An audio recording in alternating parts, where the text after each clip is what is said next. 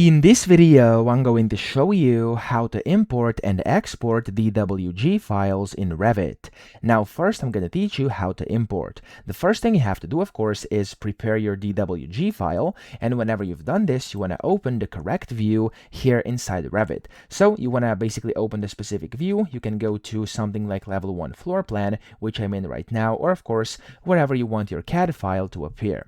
Then you want to, of course, open the tool. So you want to go to the Insert tab up top, and you have two options over here. You have either Link CAD or you have Import CAD.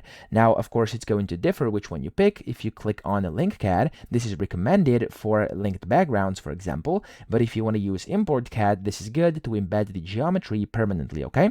And that's the one I'm going to use right now. So I'm going to click on Import CAD. And from here, you want to find your DWG file. For easier sorting, go to the bottom, and where it says Files of Type, you want to click on here, the drop down, and select the DWG files.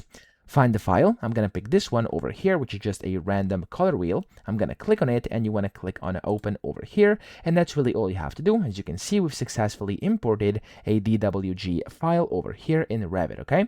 That's the first way. But if you actually want to export, you could also export pretty simply. So first, you want to open the target view. You can open up the 2D, 3D, or sheet view, whatever you want to use. And then you want to go to File, top left.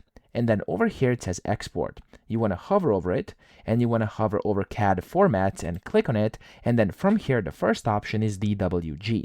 So if I click on DWG over here, as you can see, it's going to allow you to basically select Export Setup. And then over here, you can of course select what you want to do, either current view or sheet only, in session view and sheet set, or all sheets. I'm just going to select current view sheet only over here. And then of course you can go and preview these things over here on the left. And then you can just click on next over here, and as you can see, it's going to allow you to save this. So I'm going to save to my downloads. I'll leave the name as it is over here, and I'm going to select the files of type to be DWG. It's up to you which version you want, and then click on OK over here, and there we go. We've successfully exported a DWG file from Revit, okay? So that's how easy it is. I hope this video helped you out. If it did, please subscribe to the channel and help me out as well.